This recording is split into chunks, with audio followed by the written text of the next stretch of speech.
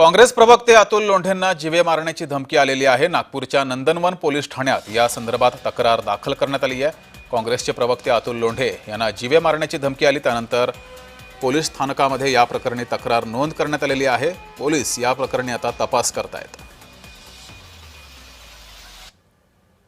माझी नेमकी तक्रार ही आहे की मला जीवे मारण्याची धमकी दिली। साले तू कैसा जिंदा रहता हम देख लेंगे अशा पद्धतीची धमकी दिली।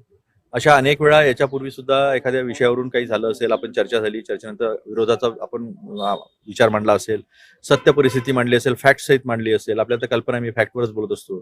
त्यानंतर असं काही लोक येऊन काही बोलतात, अद्वा आपण त्याच्याकडे दुर्लक्ष केलं। कालची जी धमकी होती, एका वाहिनीवर 7 वाजता कार्यक्रम झाला, नॅशनल वाहिनी, राष्ट्रीय वाहिनी होती, आणि त्याच्यानंतर मला 8 वाजताच्या आसपास सर